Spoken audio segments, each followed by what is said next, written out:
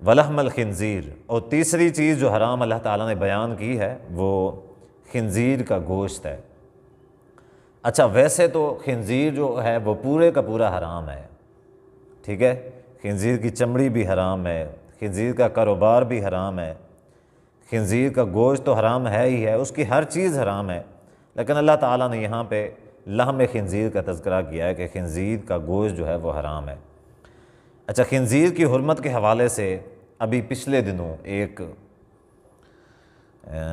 امریکہ کے اندر پاکستانی ڈاکٹر تھا جو وہاں پہ اس نے امریکہ کے اندر ایک تجربہ کیا کہ ایک انسان تھا وہاں کا رہنے والا غیر مسلم، تو وہ اس کا جو دل تھا، ہارٹ تھا اس کا، وہ کام کرنا چھوڑ گیا تھا، ٹھیک ہے، تو اس نے نیا دل لگوانے کے لیے، چونکہ دل کے مریض ہوتے ہیں، پھر ایسے لوگ بہت کم ہوتے ہیں جو اپنے اعضاء ڈونیٹ کرتے ہیں، تو اس کے پاس کوئی اور آپشن نہیں تھا، اس نے کہا کہ آپ مجھے خنزیر کا دل لگا دیں۔ ڈاکٹر نے کہا کہ میں یہ تجربہ کر سکتا ہوں، اس کی کوئی گارنٹی نہیں ہے، میں خنزیر کا دل لگاتا ہوں آپ کو، اگر آپ بچ کے نہ بچے کوئی گارنٹی نہیں، اس کا کوئی یعنی کہ پہلے کوئی ایسا تجربہ نہیں ہے کہ کسی کو خنزیر کا دل لگایا گیا ہو اور وہ بچ گیا ہو، یا کسی کو لگایا بھی نہیں گیا کسی کو، تو لہٰذا میں یہ تجربہ کرتا ہوں، کیونکہ خنزیر کا جو دل ہے اور انسان کا دل ہے سائز میں تقریباً برابر ہوتے ہیں، تھوڑا فرق ہوتا ہے، اس وجہ سے اس ڈاکٹر نے کہا کہ شاید ہو سکتا ہے کہ یہ کام آ جائے، تو اس مریض نے پھر حامی بھری اور دل لگوا لیا۔ تو اب جب اس نے یہ تجربہ کیا پاکستانی ڈاکٹر نے، اور یہ خنزیر کا دل دنیا کے اندر پہلی مرتبہ کسی انسان کے دل کی جگہ پہ لگایا گیا، ٹرانسپلانٹ کیا گیا، تو وہاں پہ علماء کرام میں بھی اس حوالے سے بہت زیادہ سوال پوچھا جانے لگا کہ خنزیر کا دل لگانا کیسا ہے۔ تو سب سے پہلی بات، کئی سارے ایسے مفتیان حضرات تھے، انہوں نے اس کی گنجائش نکالنے کی کوشش کی کہ جی انسانی جان کا مسئلہ ہے، چونکہ اب اس کے پاس کوئی آپشن نہیں تھا، ویسے بھی اس نے مرنا تھا، کیونکہ اس کا جو دل تھا وہ بالکل ختم ہو چکا تھا، چند دن اس کی زندگی تھی، صرف چند دن، اب وہ بھی کوئی نہیں پتا تھا کہ ابھی چند دن بھی یہ گزارے گا یا نہیں گزارے گا، لیکن ہو سکتا تھا کہ وہ چند دن نکال جاتا، 1 ہفتہ 2 ہفتے زیادہ سے زیادہ۔ تو اسی وجہ سے جو ہمارے کئی مفتیان حضرات ہیں انہوں نے گنجائش نکالنے کی کوشش کی کہ انسانی جان ہے، بہت زیادہ قیمتی ہے، قرآن مجید میں بھی ہے کہ وَمَنْ أَحْيَاهَا فَكَأَنَّمَا أَحْيَا النَّاسَ جَمِيعًا، کہ جس نے ایک زندگی جان کو بچایا اس نے پوری انسانیت کو بچا لیا، اور کئی سارے مسئلے مسائل۔ جبکہ اس حوالے سے میں نے اور بھی کئی سارے الحمدللہ بڑے علماء کرام تھے جنہوں نے اس چیز کو حرام قرار دیا۔ اس کی حرمت کے حوالے سے سب سے پہلی جو چیز ہے، اس وقت دل لگایا جا چکا تھا، اگرچہ میں آپ کو بتا دوں کہ وہ ناکام ہوا اور وہ بندہ 2 مہینے کے بعد مر گیا، ویسے اس نے 2 مہینے نہیں جینا تھا، لیکن شاید کوئی بھی وجہ ہے، بہرحال 2 مہینے تک وہ زندہ رہا۔ تو ہم نے دلیل کے طور پہ حدیث پیش کی، نبی اسلام کی حدیث ہے، آپ نے فرمایا کہ اللہ تعالیٰ نے حرام چیزوں کے اندر شفا نہیں رکھی، تو حدیث بھی ہے، اسی طرح قرآن مجید کی بھی آیت ہے، یہ آیت جو آپ لوگوں کے سامنے ہے کہ خنزیر جو ہے حرام ہے۔ اب آگے وضاحت آ رہی ہے، آگے وضاحت کرتے ہیں، پھر انشاءاللہ اس مسئلے کے اوپر بحث کرتے ہیں۔ آگے کیا وضاحت ہے؟ وما اہل بہ لغیر اللہ، جو غیر اللہ کے نام پہ مشہور ہو۔ خیر یہ چوتھی چیز ہے، اس کا تذکرہ بعد میں کرتے ہیں۔ اللہ نے یہ جو 4 چیزیں ان کو حرام قرار دیا ہے، کس گارنٹی اور کس شرط کے ساتھ اللہ تعالیٰ نے حرام قرار دیا ہے، آگے اللہ تعالیٰ نے خود بیان فرما دیا ہے۔ اللہ نے فرمایا فَمَنِ اسْتُرَّ، مگر جو مجبور ہو،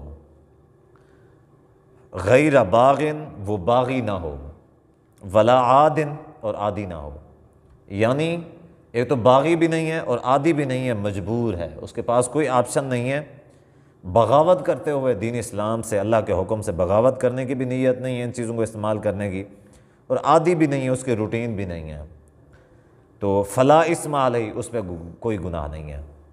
یعنی یہ جو چیزیں ہیں، ایسا بندہ جس کی زندگی کا مسئلہ ہے، ٹھیک ہے، اس کی جان جاتی ہے، وہ باغی بھی نہیں ہے، مجبور بھی نہیں ہے، تو اس کے لیے یہ ہے کہ وہ ان کو استعمال کر سکتا ہے۔ تو جن مفتیان حضرات نے اس چیز کا جواز نکالا، انہوں نے اس بات سے نکالا کہ اللہ تعالیٰ یہ جو بندہ ہے کوئی لگوانا چاہتا ہے اگر، تو نہ تو وہ باغی ہے اور نہ ہی عادی ہے، نہ تو وہ بغاوت کرنے کا ارادہ رکھتا ہے اور نہ ہی وہ عادی ہے اس غلط حرام چیز کو استعمال کرنے کا، تو پھر اس کے لیے جائز ہے، وہ استعمال کر سکتا ہے۔ اچھا، میں یہاں پہ ایک بات بتاتا ہوں، انہوں نے قرآن مجید کی اس آیت کو نہیں سمجھا۔ وہ کیوں نہیں سمجھا؟ کہ غیر باغن، چلیں بغاوت والی بات تو سمجھ آ گئی کہ اس کے دل میں کوئی بغاوت نہیں ہے۔ ولا عادن، عادن کا مطلب ہوتا ہے عادت، یعنی ایسا عمل جو مستقل چلتا رہے۔ بات سمجھ میں آ رہی ہے؟ اس کی دو قسمیں ہو سکتی ہیں، ایک قسم یہ ہے کہ ایک کام بار بار کرنا، یا دوسری قسم یہ ہے کہ ایسا کام ایک بار کرنا لیکن اس کا نتیجہ ہمیشہ کے لیے رہے۔ بات سمجھ میں آ رہی ہے؟ یہ بھی عادت میں تواتر میں شامل ہوتا ہے۔ عادت کا معنی ہوتا ہے متواتر، جس کا جو اثر ہے وہ متواتر رہے، اس کو کیا کہتے ہیں؟ اچھا، یہ اگرچہ بغاوت میں شامل نہیں ہوتا اور نہ ہی پہلی شک میں۔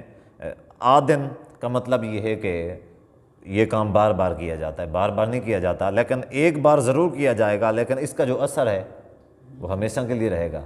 خنزیر کا دل تو دیکھیں لگوانا اس نے ایک بار ہے، بار بار نہیں لگوانا، لیکن دل تو ہمیشہ اس کے پاس رہے گا۔ بات سمجھ میں آ رہی ہے؟ اسی بات کو وہ علماء کرام نہیں سمجھے۔ اللہ تعالیٰ نے عادن کا مطلب یہ نہیں ہے کہ ایک کام کو بار بار کرنا، بار بار کرنا بھی عادن میں شامل ہے، لیکن ایسا کام جس کو ایک بار کیا جائے اس کا اثر ہمیشہ کے لیے رہے۔ مثال کے طور پہ خودکشی ہے، اب خودکشی کرنا گناہ ہے، اب خودکشی کرنے والا جہنم میں جائے گا۔ کیوں جائے گا؟ اس نے گناہ کیا ہے، تو گناہ کرنے کے بعد سزا ہے، سزا بھگت کے وہ جنت میں چلا جائے۔ کیوں نہیں جائے گا؟ کیونکہ اس نے ایسا کام کیا ہے، اس کی جو زندگی ہے اس کا اثر اس کی پوری زندگی کے اوپر پڑا ہے۔ اس نے 100 سال جینا تھا، 50 سال جینے تھے، 10 سال جینے تھے، 20 سال اس نے زندہ رہنا تھا۔ اس نے ایسا عمل کیا جو عمل اس کی پوری زندگی پہ حاوی ہو گیا، اب کیا ایک بار ہے، تو یہ کون سا عمل ہوا؟ یہ فطری عمل ہو گیا، یہ عادی عمل ہو گیا۔ یعنی اس نے خودکشی کی ہے تو اس نے ایک عادی عمل کیا ہے جو ہمیشہ کے لیے جس کا اثر باقی رہے گا۔ تو عادن سے مراد یہ صرف یہ نہیں ہے کہ ایک کام کو بار بار کرنا، بلکہ ایسا کام جس کو ایک بار کیا جائے اور اس کا اثر جو ہے وہ لمبے عرصے تک باقی رہے، وہ بھی عادن کے اندر شامل ہوتا ہے۔ تو ہمارے جو مفتیان حضرات جنہوں نے اس کا فتویٰ گنجائش نکالی وہ اس بات کو نہیں سمجھے۔ اگرچہ حدیث بھی ہے نبی اسلام کی، آپ نے فرمایا کہ انسان کے جسم کے اندر ایک ایسا نطفہ ہے، اگر وہ صحیح رہتا ہے تو ان صلحت صلح الجسد کلہ، اگر وہ صحیح رہتا ہے انسان کا پورا جو جسم ہے وہ صحیح ہے۔ وَإِن فَسُدَتْ فَسُدَ الْجَسَدُ كُلُّهُ، اگر وہ خراب ہو جاتا ہے انسان کا پورا جو جسم ہے وہ سارے کا سارا خراب، بلکہ پورے کا پورا انسان ہی خراب، صرف جسم نہیں، انسان کی عادتیں، انسان کی فطرت، ہر چیز اس سے خراب۔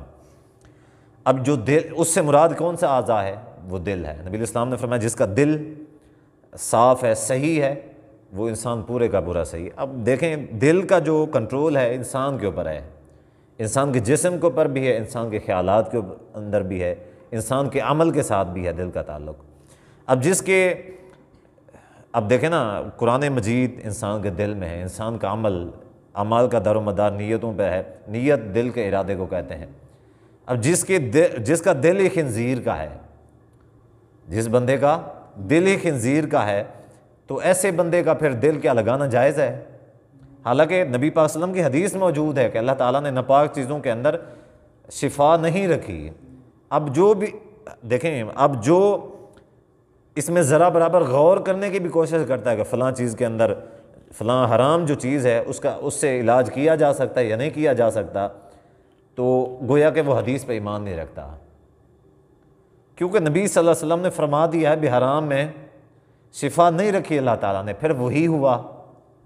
نبی الاسلام کا جو فرمان ہے وہ سچا ثابت ہوا، 2 مہینے کے اندر وہ شخص مر گیا۔ تو وہ جو گنجائشیں نکالنے والے جو مفتیان حضرات تھے، ان کی ساری جو محنتیں تھیں وہ رائے گاہ چلی گئیں۔ ہم نے یہ بات پہلے ہی بتا دی تھی۔